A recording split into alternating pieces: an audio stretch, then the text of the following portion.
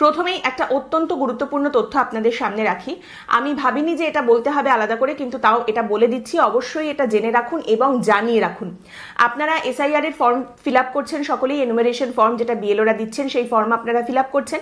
সেখানে আপনার মোবাইল নম্বরটা দিতে হবে, এটা বাধ্যতামূলক। আপনার মোবাইল ফোন নাম্বার আপনি ফর্মে দিচ্ছেন, কিন্তু আপনার ফর্ম জমা দেওয়ার পরে যদি আপনার কাছে কোনো ফোন আসে এবং আপনাকে বলা হয় যে আপনার ফোনে একটা ওটিপি গেছে, সেই ওটিপিটা তাড়াতাড়ি আমাদের দিয়ে দিন, তবেই কিন্তু এসআইআর এ আপনার নাম উঠবে, ভোটার তালিকায় আপনার নাম উঠবে। তাড়াতাড়ি ওটিপিটা দিতে হবে। আমরা এই মহকুমা শাসকের অফিস থেকে বলছি বা নির্বাচন কমিশন থেকে বলছি, এরকম যদি বলে আপনার কাছে ফোন আসে, অবশ্যই করে এই ওটিপি দেওয়ার কাজটি করতে যাবেন না। ওটিপি দেবেন না।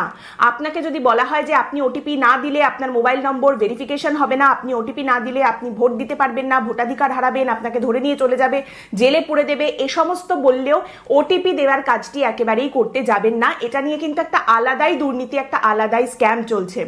অবশ্যই করে ওটিপি দেবেন না। যদি এরকম কিছু বলা হয়, তাকে বলে দিন যে আমি আমার বিএলওর সঙ্গে কথা বলে নেব বা আমি বিডিও অফিসে গিয়ে নিজে কথা বলে আসবো। ওটিপি দেবেন না। এই বিষয়টা আপনিও জেনে রাখুন, আপনার পরিবারের সকলকেও বলে রাখুন, আমিও বলে রাখছি। বলে রাখতে কোনো অসুবিধা নেই, সাবধানে থাকুন। কোনো যদি কেউ ফোন করে বলে যে আপনার এসআইআর এ নাম তোলার জন্য একটা ওটিপি আসবে, সেই ওটিপিটা আমাকে দিয়ে দিন, সেই কথায় একেবারেই কিন্তু